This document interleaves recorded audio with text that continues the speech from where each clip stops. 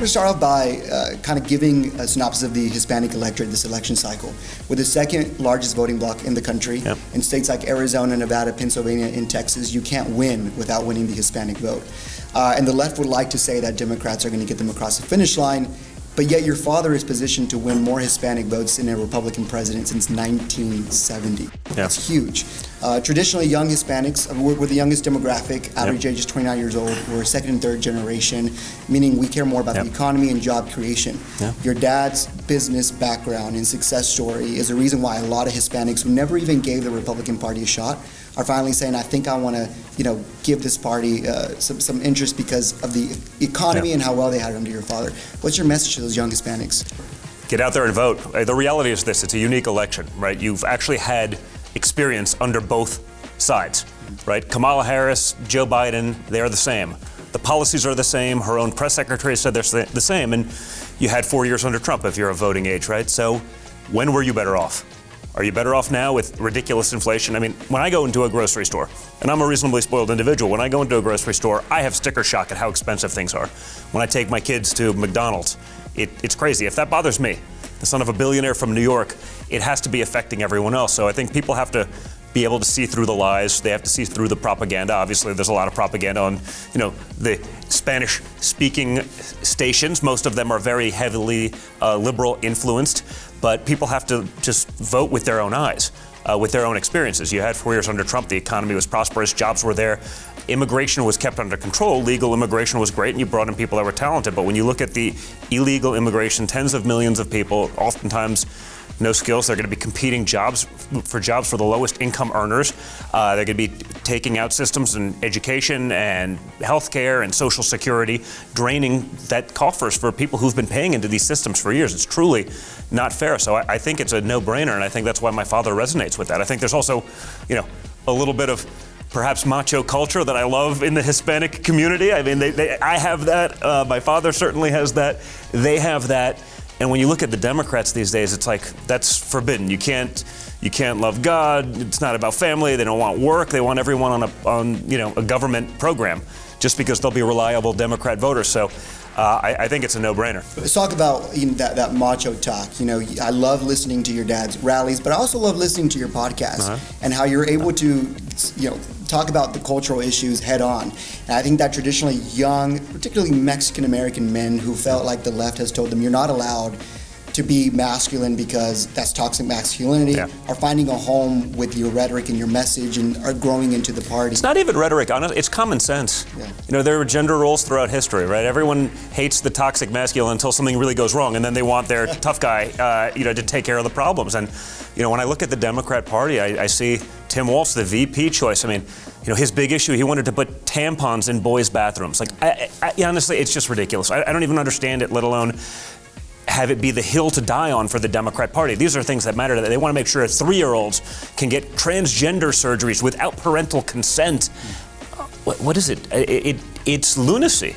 It's absolutely insane. So I don't even think it's toxic masculine. It's just become that because the Democrat parties, with their media platforms, with their big tech nonsense, have been able to push this messaging that's just totally wrong. It's totally faulty, and it's absolutely insane. And I think that resonates. I think honestly, a lot of the Hispanic community in America, honestly, I think they were basically Republicans. They just didn't know it their whole time, right? They were about family. They were about God, hardworking, education. These are not platforms of today's Democrat Party. They could care less about any of those things. The Democrat Party platform is about dependence. They need people to be dependent on them because that's a reliable Democrat vote. But that's not what I see from the Hispanic community, and I think they've embraced what we're talking about because of that. It's no longer like a little bit of a difference. It's so stark. It's so far apart.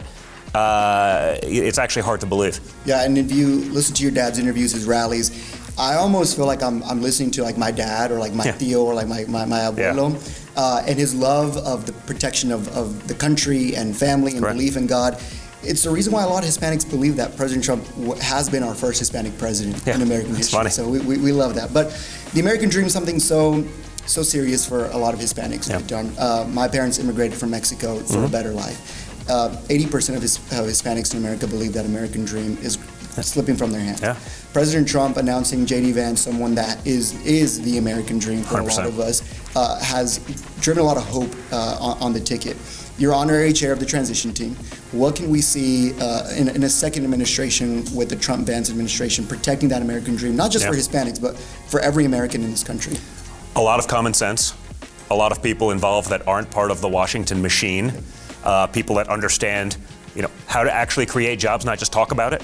People who've actually done it. JD, I was a big proponent of pushing him as the VP on the ticket. I mean, his backstory coming out of, abject poverty in Appalachia, then joins the Marine Corps, comes back, goes to Ohio State, and then Yale, becomes a successful businessman, goes into politics.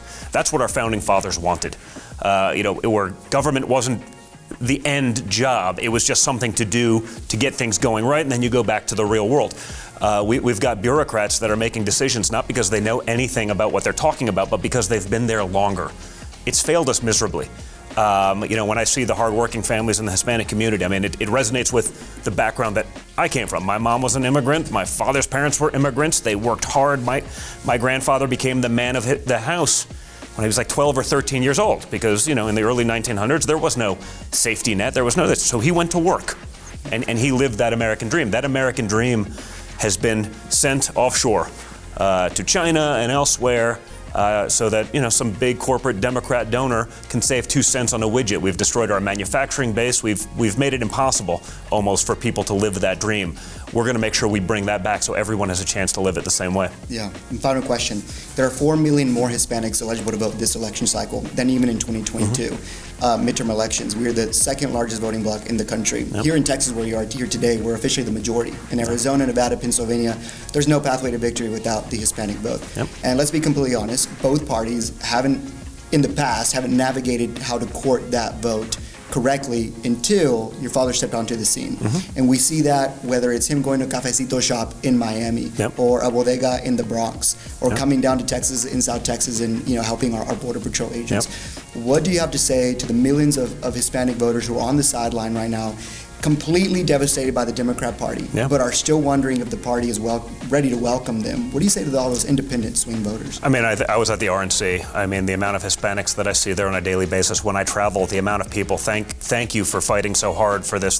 Those people want to see that American dream that we've been discussing. They want that ability, and they look at the policies of the Democrat Party and realize there is no place for them.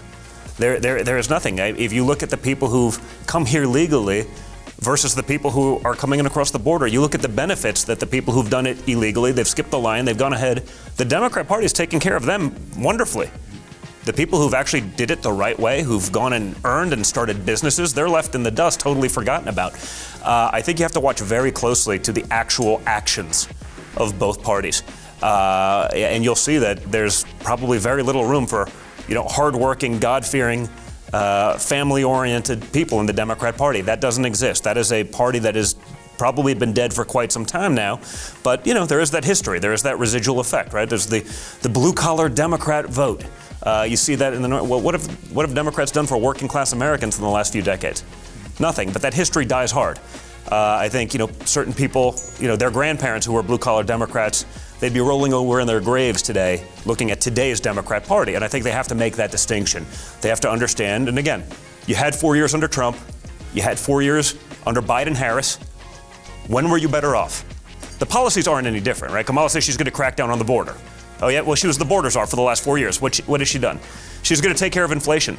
Well, you've been the vice president. You've been the vice president to arguably the weakest president in the history of time, who's not even there, making her much more powerful. Why didn't she start already? Why didn't she do that now? Oh, she's going to fix all these things that she could have been fixing for the last 4 years, but she didn't because she has no intention of actually fixing them.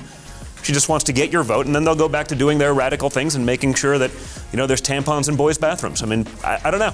I don't think that flies well with the Hispanic community, but that is their policy. Those are the things they're proud of. Well, that's why we're seeing your father with the highest percentage approval rating with Hispanic voters we've seen in decades. So I mentioned earlier to you, Don, my grandparents are pastors in Mexico. I rarely get to see them, and I feel like we've kind of given them as a family to the church, but it's a noble cause and I love it. In the same way I resonate with you when I see that you pretty much have given your father up for this country. And I know it's hard. The left has the Clinton dynasty and the Kennedy dynasty, which is pretty lame. Republicans now have the Trump dynasty. Yeah. Can we see something with you in the political arena, maybe like running for office in the future? You never know. Right now I'm worried about 2024. We got to get that done. But you know what? I see it. I see how important it is. I see how it is for my father. The most proud I ever was, seconds after he was shot in the face, when he comes up, fight. We got to just don't stop. That's the attitude that's going to get America over the finish line. That's the attitude that keeps our enemies in check. That's the attitude that can grow an economy and make deals. I think that's important. I think, frankly, that probably resonates with some of the macho, the machismo culture, let's call it, that we see in Hispanics. But it's not even that that's some sort of novelty anymore. That was always what it was, right? But the Democrats want to neuter that. They want every boy to be on estrogen essentially, and everyone has to be the same, and there's no difference between men and women, and it's crazy. So there's so much at stake that you never know. I'm in the game no matter what. Who knows if I actually run for office? You actually have to want the day job too. Yeah. I like doing the fighting and doing the stuff that most of the people on our side are not usually that good at or unwilling to do. So I don't mind doing that, and I'll always be in the game that way. But you never know. One day you may see it. Well, your father does well with Hispanic voters, as the numbers show. But there's only one person on the Republican side that does even better with him with Hispanic voters, and that's you. So I did. You told me that. I actually didn't know that. Thank you guys. I appreciate it. Maybe it's the beard and the. It's in the macho culture. So it's not if you decide to run; it's when you decide to run. We're ready for you, Don. And appreciate it, man. Thank you very much. Don, appreciate it. Welcome to Texas. Thank you, guys.